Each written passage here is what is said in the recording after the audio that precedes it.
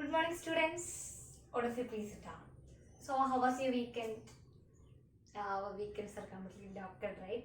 But don't worry. We hope that the pandemic will end soon and come back to our normal life again. So, shall we start the class? Okay, good. Parvati, what is your father name? Okay, good. Adil, what is your grandfather name? Okay. Nidin, what is your great grandfather name? Okay, fine.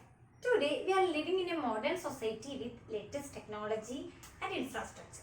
Do you think that our grandparents had this facility, this modern facilities in those days? No, of course not, right? Let me ask you another question. Have you heard about the primitive society? Yeah, you may be studied in your previous classes, right? The primitive society is classified into three. What are they? Just try to remember. Yeah, very good. Paleolithic age, then Mesolithic age, and finally, yeah, Neolithic age. Okay, in Paleolithic age, the main food was fruits. Then, what are the changes we can see in Mesolithic period? And what are the changes occurred in Mesolithic period? Yeah, very good. They started cultivation. During Mesolithic period, people started cultivation. Then what are the changes we can found in Neolithic period? It's okay. I will tell you. They started settle down. Actually, during Neolithic period, people started to live in permanent settlement and started to exchange and using different products.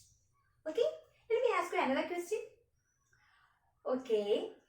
What was the important invention during Neolithic period? You can definitely answer this question. I'll give you some clues. You can see it in everywhere. In roads, in machines, in factories. Yeah, very good. Wheel. It made significant changes in the production sector. The goods and services produced by the production sector had to be delivered from place to place. So what do we need for that? Yeah, very good. Transportation. In the ancient period, how did they deliver goods from place to place? Yeah, the bullock carts, donkeys, and all those things. Okay. In this modern society, how do we transport goods and services? Yeah, we have lorry, train, ship, and etc. etc. Right? Can you think a situation there is no transportation? No, of course not, right? So transportation has become very important infrastructure. Without that, we cannot move from place to place. So students, what are the topics we are going to study today? Yeah, very good. Transportation and the means of transportation.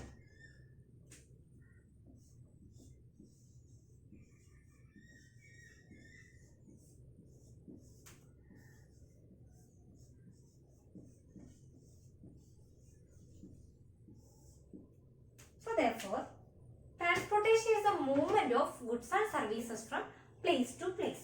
So what is transportation? It is a movement of goods and services from place to place. Now the transportation has become very important infrastructure and developing day by day. Right?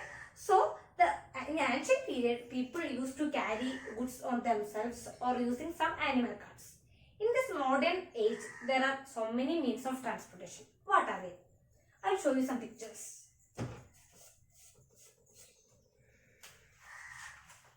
What is this? There's so many vehicles in a road, right? It indicates or it represents the road transportation. Okay, it represents the road transportation. What is this? Yeah, it's a train. It's a goods train. It indicates or it represents the railway transportation. It represents, yeah, railway transportation. What is this? It's aeroplane, right? It represents the air transportation. And last and final, what is this? Yeah, water transportation. So nowadays, water, air, railways and roadways are the major means of transportation. Now we can study one by one. What is the first means of transportation? Road transportation.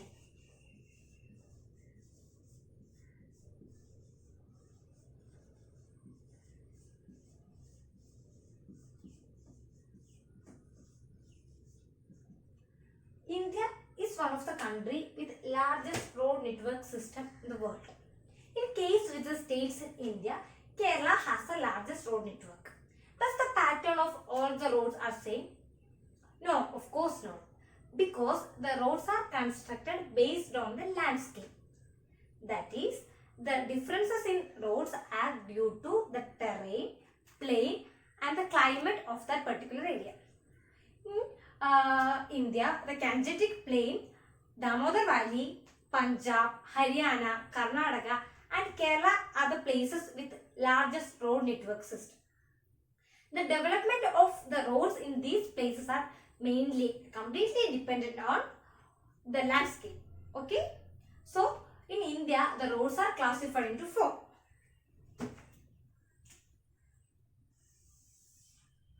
First one is national highways.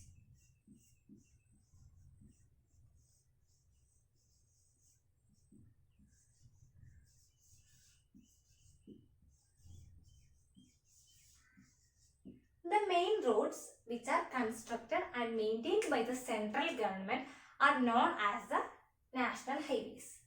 So what is national highway? The main roads which are constructed and maintained by the central government are known as the national highways. These roads are meant for the interstate transportation. What is? For interstate transportation, and also connect the important towns, important state capitals, towns, ports, junctions and etc. So first one is national highways. What is the second types of roads? It is state highways.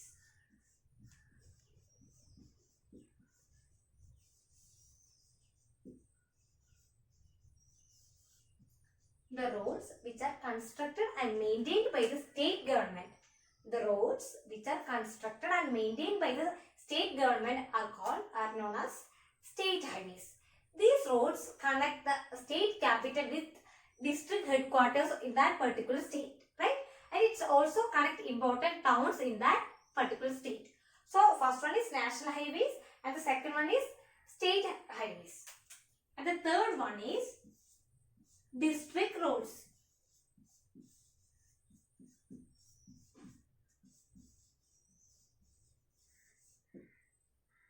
These roads connecting the link between the district headquarters and other important nodes in that particular district, right? These roads are constructed and maintained by the district panchayat. So these roads are, the district roads are constructed and maintained by the district panchayat. The last and final,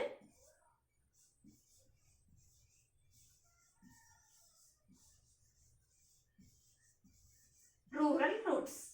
These roads are vital for providing links in the rural areas, right? These roads are constructed and maintained by rural panchayat. There are four types of roads. First one is national highways and the second one is state highways and the third one is district roads and finally rural roads. So this represents our road transportation. What is a road transportation? What is a road transportation? Yeah, the transportation using roads are known as road transportation. What is the second means of transportation? Yeah, very good. Railway transportation, right?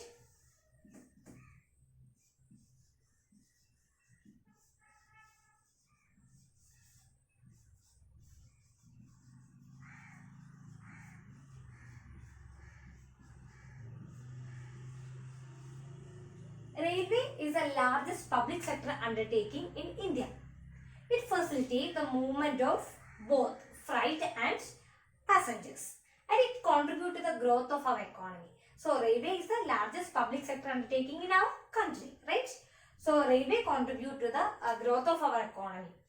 Now, in which place of Kerala the metro rail services has been established? Yeah, very good. Kochi. So second means of transportation is railway transportation. And the third one is, what is the third one? Yeah, water transportation.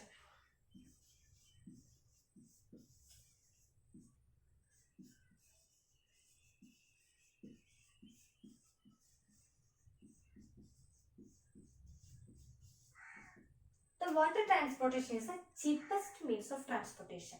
It is suitable for more heavy and bulky materials. The transportation of heavy and bulky materials. There are two types of water transportation, that is inland waterways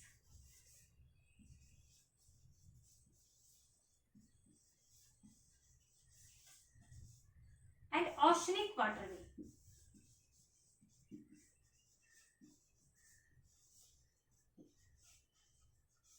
So, what is water transportation? It is the most cheapest means of transportation. It is suitable for bulk and heavy materials, right? There are two types of water transportation, inland waterways and oceanic waterways. What is the advantages of water transportation? Yeah, less pollution, less sound and less expenses also, right? And the last and final is, what is the final one? The last one is air transportation.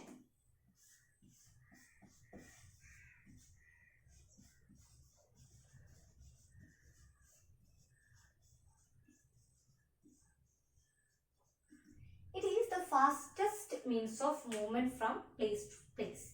So, air transportation is the fastest means of movement from place to place. So, these are the major means of transportation, right? So, first one is road transportation, rail transportation, water transportation and the air transportation. So, do you have any doubts? I hope you understood. We can discuss more about this in the next class. Okay, anyway, thank you children.